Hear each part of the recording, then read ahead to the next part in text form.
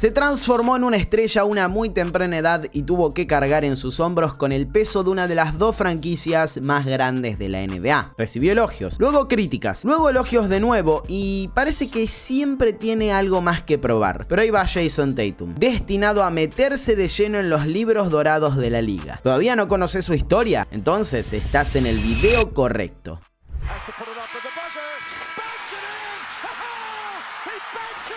Jason Tatum nació el 3 de abril de 1998 en St. Louis, Missouri, una ciudad que está considerada como una de las 3 más peligrosas de los Estados Unidos. Es hijo de Brandi Cole y de Justin Tatum, un ex jugador profesional que estuvo 3 temporadas en Europa. Sin embargo, aunque ambos comparten la misma pasión, la realidad es que Tatum se enamoró del juego cuando su padre no formaba parte de su vida. La pareja estaba separada cuando Jason nació. Brandi tenía apenas 19 años y estaba cursando en la universidad. Aún así, fue capaz de graduarse en abogacía y apoyar en todo momento el sueño de su hijo. Entonces, Jason creció con un balón en mano y tratando de copiar todos los movimientos de su máximo ídolo. Curiosamente, una de las grandes figuras en la historia del principal rival de la franquicia en la que hoy se encuentra. Sí, señor, Kobe Bryant. Mientras tanto, el joven Jason transformaba el parquet en su hábitat natural. Llegó al Instituto Cheminade para cursar sus estudios secundarios y esa combinación entre potencia y conocimiento del juego lo puso en el centro de la escena. El último año con el equipo de su St. Louis natal promedió nada más y nada menos que 29 puntos y 9 rebotes por partido. Las cartas de ofertas universitarias ya no entraban en el buzón, pero más allá de cualquier ofrecimiento, Tatum tenía bien en claro cuál sería su siguiente paso. Apenas una temporada en la Universidad de Duke le bastó para consolidarse como un candidato real al podio del draft. En la NCAA fue capaz de desarrollar su talento, de incorporar tiros e incluso de mejorar su defensa.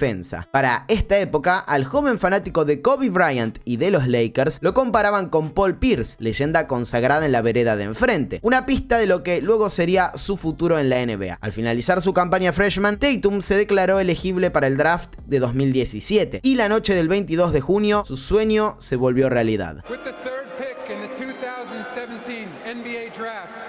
The Boston Celtics select Jason Tatum from Duke University. Ya en su primera temporada en la NBA demostró que sería un jugador al que habría que prestarle muchísima atención. Disputó sus primeros partidos con una prestancia poco común para un novato de su edad y, como era de esperarse, estuvo en la discusión por el premio al Rookie del Año. Sorprendentemente, su mejor versión se dio en los playoffs. Sin Kyrie Irving y sin Gordon Hayward, Boston Celtics fue capaz de alcanzar las finales de conferencia con sus jóvenes como protagonistas. La dupla Jason Tatum-Jaylen Brown, esa sobre la que luego construirían las bases de un futuro campeón.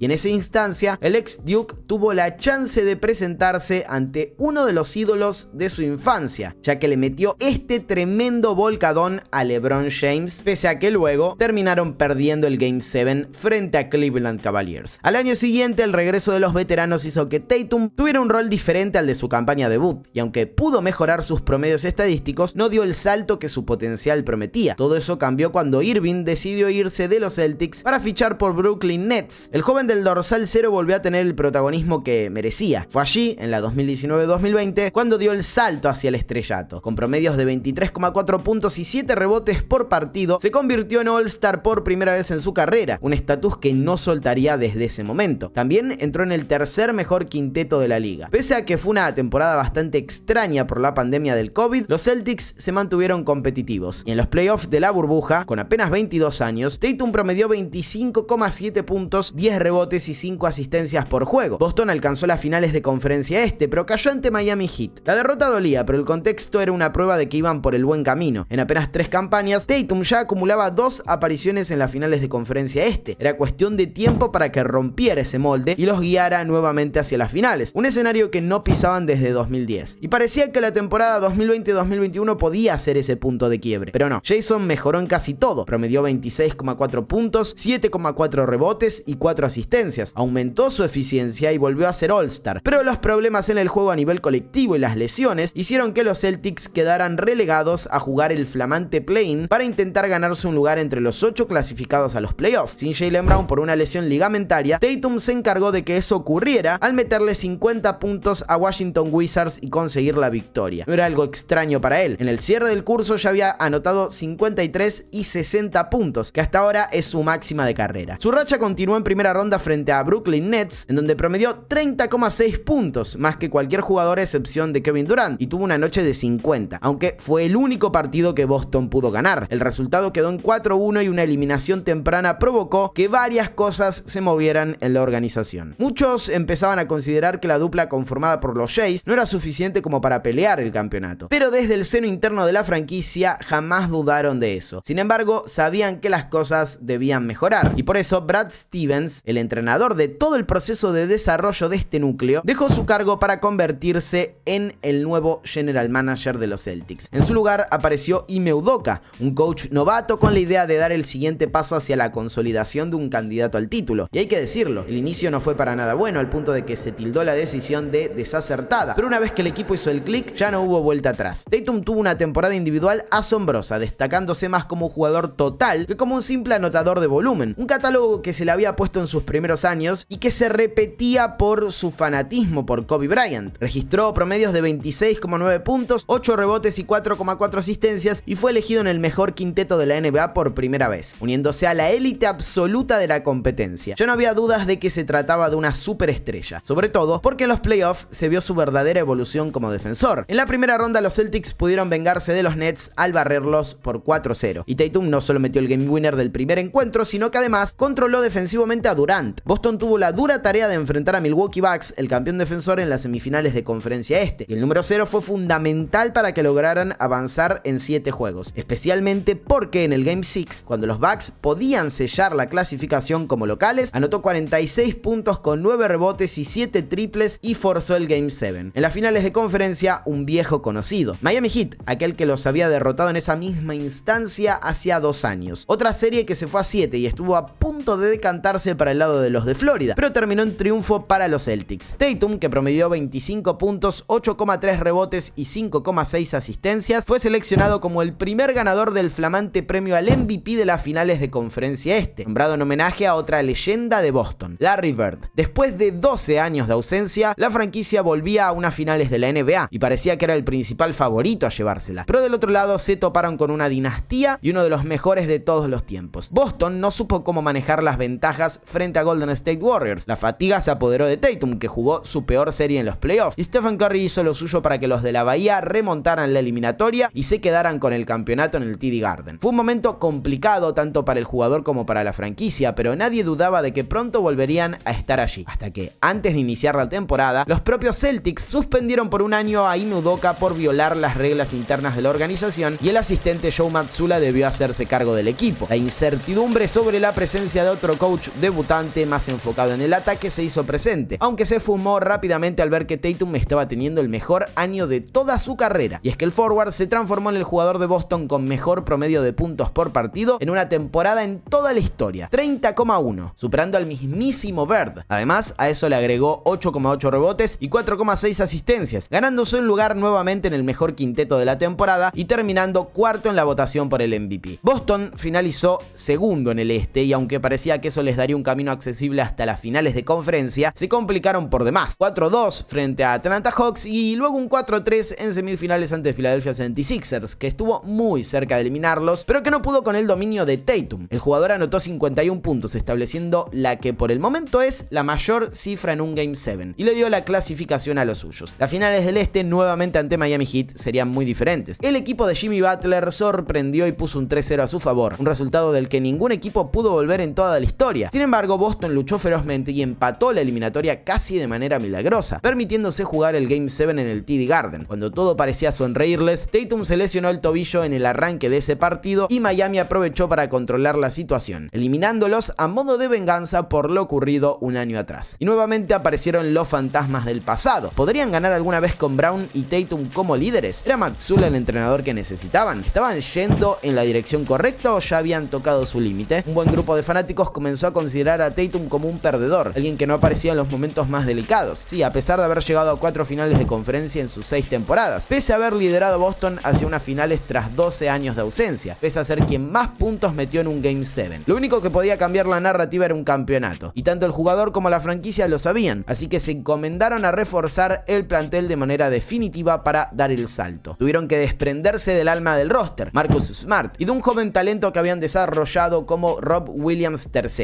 A cambio consiguieron a dos figuras que terminarían siendo fundamentales: Kristaps Porzingis y Jrue Holiday. Con nuevas caras pero con el mismo núcleo de siempre y una idea cada vez más afianzada, los Celtics arrasaron con la temporada regular. Récord de 66 victorias y apenas 12 derrotas. Tatum como All-NBA First Team por tercera ocasión consecutiva y el liderazgo de la NBA en general. Nada de eso importaba si no lo ratificaban en los playoffs, y fue exactamente lo que hicieron. Con Jason liderándolos en puntos, rebotes y asistencias, superaron a Miami Heat, Cleveland Cavaliers e Indiana Pacers, habiendo perdido solamente 2 partidos. Los detractores hablaron de las lesiones de los rivales y de cómo eso les facilitó las cosas, pero lo hecho en las finales de la NBA borró cualquier tipo de duda. 4-1 frente a los Dallas Mavericks de Luka Doncic y Kyrie Irving, y el tan ansiado campeonato que les era esquivo desde 2008. Por fin, los Celtics pudieron demostrarles al mundo lo que ellos sabían, que este núcleo era capaz de levantar el Larry O'Brien, y de hacerlo tras un rendimiento realmente histórico. Pero la NBA es cruel, y cuando una narrativa se instala es muy difícil destruirla. Tatum no ganó ninguno de los 2 MVPs de las finales de las últimas 2 series, que fueron a parar a las manos de su compañero Jaylen Brown, y aquellos que vendían la idea de que desaparecían las difíciles aprovecharon para decir que ni siquiera era el mejor de su equipo. No les alcanzó con que liderara a los Celtics en puntos, rebotes y asistencias hacia las finales, ni que potenciara al resto de sus compañeros ante los Mavericks, ni su desempeño defensivo. No es suficiente que se haya transformado en el jugador con más puntos en playoff antes de cumplir 27 años, superando así a su ídolo Kobe Bryant, y el hecho de que en los Juegos Olímpicos de París, en donde el Team USA se quedó con la medalla de oro liderado por las leyendas de la última gran generación, él no haya tenido ni de cerca el protagonismo que se esperaba, también alimentó esa idea de que en el seno interno de la liga no se lo respeta como se debe. Tatum acaba de firmar el contrato más alto en la historia de la NBA, con un saldo de $314 millones por 5 años, y por todo lo que ha hecho sin siquiera haber llegado a su prime, lo tiene más que merecido. Aún así, el contexto parece obligarlo a seguir demostrando por qué disfruta de un lugar en la élite de la élite, uno que se ha ganado a fuerza de talento y disciplina, pero que por narrativas tendrá que validar cada vez que pise una cancha. Quizás sea el precio a pagar por ser el mejor jugador estadounidense de la nueva generación, quizás sea la consecuencia de no tener un impacto mediático interesante, quizás sea solo hate, pero nada le impedirá a Jason Tatum seguir haciendo historia, porque más allá de cualquier discusión, es eso lo que siempre soñó con lograr en la NBA.